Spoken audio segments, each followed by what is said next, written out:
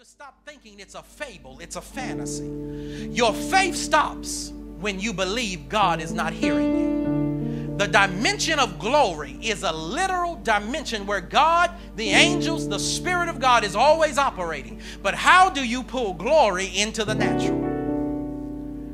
One way that you pull glory into the natural is to prophesy what He has given you.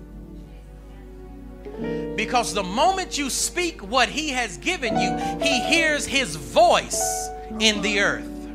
The moment He hears His own voice in the earth, the voice of God in heaven connects with the voice of God in the earth. And when voice meets voice, there is a rhythm, a resonance through which the supernatural moves. Voice connects to voice. How do we know that? David said, at the noise of thy waterspouts. What is that? That's the voice of God. John said, sounded like many waters. At the sound of your voice, deep calls to deep. When He begins to speak, if you will prophesy what He's speaking in your ear, at that moment you have created agreement in the earth realm. God hears Himself. Now in the earth realm, He commands creation to begin to open itself and birth out what He has spoken. All creation is groaning in expectation of the revelation of the sons of God. What does that mean? Groaning is a birth position of great suffering and travail. All creation is reacting, waiting for the sons of God to manifest. Why? Because creation remembers what it was like to be at peace. So the glory that was in the garden at first creation, the trees remember what it was like to move when Daddy was walking in the cool of the day. The animals remember what it was like not to eat each other. Man remembers what it was like down in his DNA to rest in the presence of God and get a word that changes your surroundings. Everything remembers. At the very structural core of creation is the memory of what peace was like in the garden. So now creation is groaning. So the last days, all of these things in the last days are nothing but the groaning of creation waiting for redemption.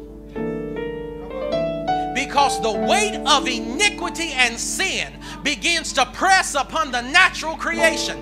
The stronger the iniquity, the louder the cry.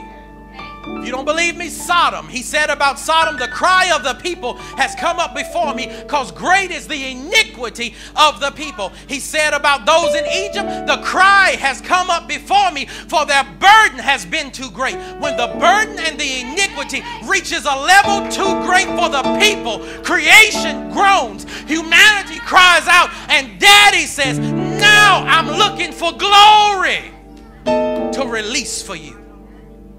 And when glory begins to invade the natural realm, everything out of order has to come to attention. Because that's what the glory does. It brings order out of chaos. So when He hears His voice, time has no authority over the spoken word of God. Now I'm going to work this for a minute and then I'm going to try to sit down. The moment a prophet says to God, how long?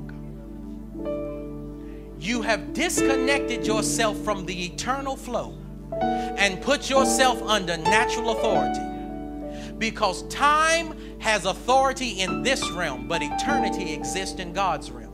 When a prophet says how long, that means you're considering time. When you begin to consider time, you have ceased to consider the eternal promise of God. At that moment, the natural realm has authority over you. How long? Until. Until what? When you stop asking.